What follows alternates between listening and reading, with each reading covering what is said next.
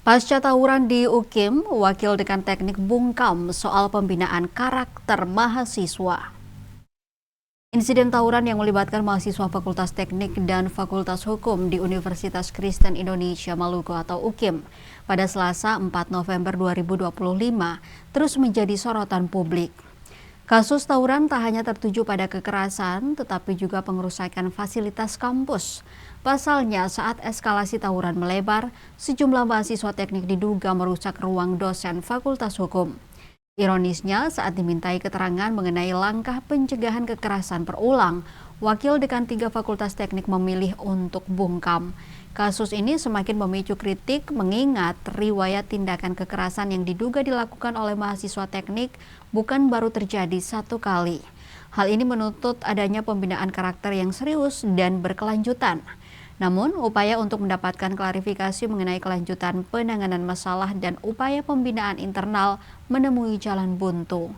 Wakil Dekan 3 Fakultas Teknik UKIM, MF Telusa, yang ditemui tribunambon.com Jumat 7 November 2025 di ruang kerjanya, secara tegas menolak memberikan komentar terkait kelanjutan penanganan masalah tersebut.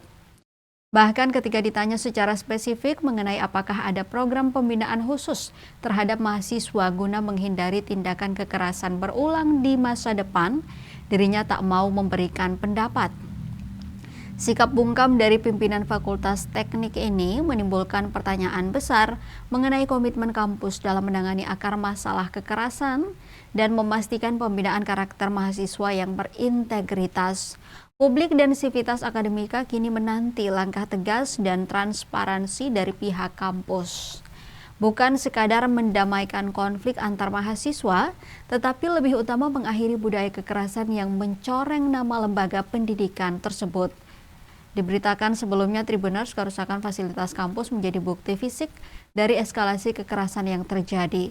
Berdasarkan pantauan tribunambon.com pada Rabu 5 November 2025, dinding ruangan dosen Fakultas Hukum yang terbuat dari material eks-sabor, sejenis papan semen, tampak berlubang dan jebol akibat perusakan.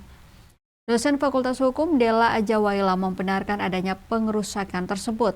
Ia menjelaskan bahwa dirinya bersama seorang dosen senior berupaya melindungi sejumlah mahasiswi dari amukan massa ketika insiden pecah. Saat bentrokan terjadi, 2 mahasiswa laki-laki Fakultas Hukum yang ditugaskan berjaga di pintu tidak mampu menahan dorongan. Della menyebut massa yang diduga mahasiswa teknik tiba-tiba mendobrak pintu ruangan. Della memperkirakan ada sekitar 5 hingga 6 orang mahasiswa teknik yang masuk dan mereka diduga kuat merusak dinding ruangan dosen di tengah insiden.